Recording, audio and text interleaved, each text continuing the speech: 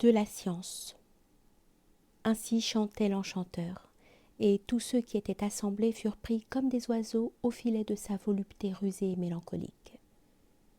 Seul le consciencieux de l'esprit ne s'était pas laissé prendre. Il enleva vite la harpe de la main de l'enchanteur et s'écria « De l'air, faites entrer de bon air, faites entrer Zarathustra. Tu rends l'air de cette caverne lourd et empoisonné, vieil enchanteur malin. Homme faux et raffiné, ta séduction conduit à des désirs et à des déserts inconnus. Et malheur à nous si des gens comme toi parlent de la vérité et lui donnent de l'importance. Malheur à tous les esprits libres qui ne sont pas en garde contre pareils enchanteurs. Ça en sera fait de leur liberté.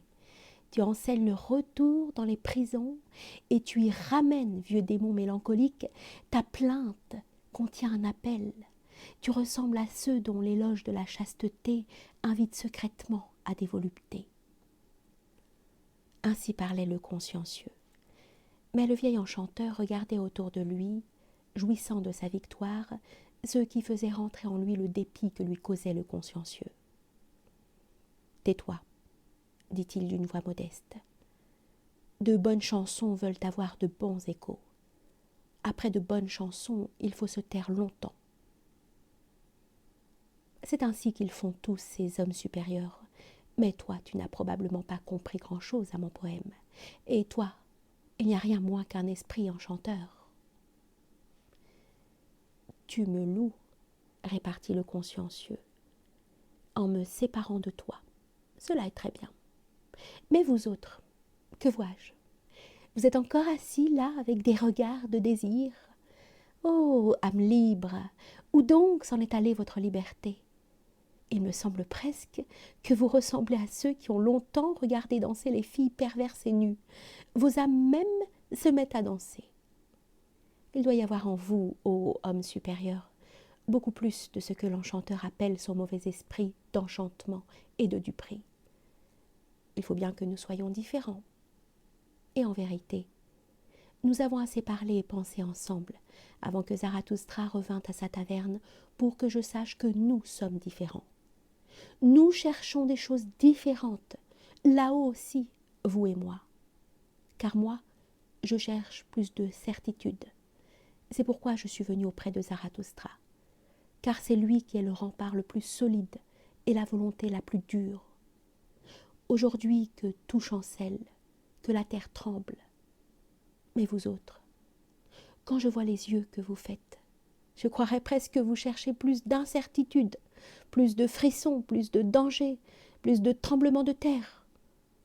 Il me semble presque que vous ayez envie, pardonnez-moi ma présomption, ô homme supérieur, envie de la vie la plus inquiétante et la plus dangereuse, qui m'inspire le plus de crainte à moi, la vie des bêtes sauvages, envie de forêts, de cavernes, de montagnes abruptes et de labyrinthes.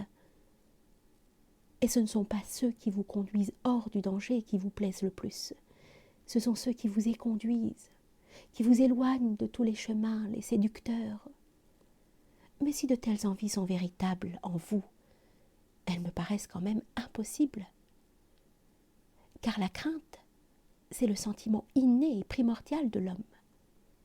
Par la crainte s'explique toute chose, le péché originel et la vertu originelle. Ma vertu, elle aussi, est née de la crainte. Elle s'appelle science. Car la crainte des animaux sauvages, c'est cette crainte que l'homme connut le plus longtemps, y compris celle de l'animal que l'homme cache et craint en lui-même. Zarathustra l'appelle la bête de troupeau intérieur. Cette longue et vieille crainte, enfin affinée et spiritualisée, aujourd'hui il me semble qu'elle s'appelle science. Ainsi parlait le consciencieux. Mais Zarathustra, qui rentrait au même instant dans sa caverne et qui avait entendu et deviné la dernière partie du discours, jeta une poignée de roses au consciencieux en riant de ses vérités. « Comment » s'écria-t-il. « Qu'est-ce que je viens d'entendre ? En vérité, il me semble que tu es fou, ou bien que je le suis moi-même, et je me hâte de placer ta vérité sur la tête d'un seul coup. Car la crainte est notre exception. Le courage, cependant, l'esprit d'aventure et la joie de l'incertain, de ce qui n'a pas encore été hasardé, le courage, voilà ce qui me semble toute l'histoire primitive de l'homme. Il a eu envie de toutes les vertus des bêtes les plus sauvages et les plus courageuses, et il les leur a arrachées. Ce n'est qu'ainsi qu'il est devenu homme. Ce courage, enfin affiné, enfin spiritualisé, ce courage humain avec les ailes de l'aigle et la ruse du serpent, ce courage, me semble-t-il, s'appelle aujourd'hui Zarathustra.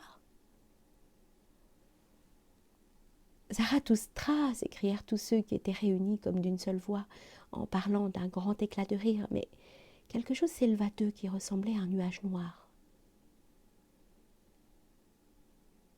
L'enchanteur lui aussi se mit à rire, et il dit d'un ton rusé « Eh bien, il s'en est allé, mon mauvais esprit. Et ne vous ai-je pas moi-même mis en défiance contre lui, lorsque je disais qu'il était un imposteur, un esprit de mensonge et de tromperie, surtout quand il se montre nu? Mais que puis-je faire à ces malices, moi? Est-ce moi qui l'ai créé et qui ai créé le monde? Eh bien, soyons de nouveau bons et de bonne humeur. Et quoique Zarathustra ait le regard sombre, regardez-le donc, il m'en veut. Avant que la nuit soit venue, il apprendra de nouveau à m'aimer et à me louer. Il ne peut pas vivre longtemps sans faire de pareilles folies. Celui-là aime ses ennemis. C'est lui qui connaît le mieux cet art, parmi tous ceux que j'ai rencontrés. Mais il s'en venge sur ses amis. Ainsi parlait le vieil enchanteur, et les hommes supérieurs l'acclamèrent, en sorte que Zarathustra se mit à circuler dans sa caverne, secouant les mains de ses amis avec méchanceté et amour, comme quelqu'un qui a quelque chose à excuser et à réparer auprès de chacun. Mais lorsqu'il arriva à la porte de sa caverne, voici, il eut de nouveau envie du bon air qui régnait dehors et de ses animaux, et il voulut se glisser dehors.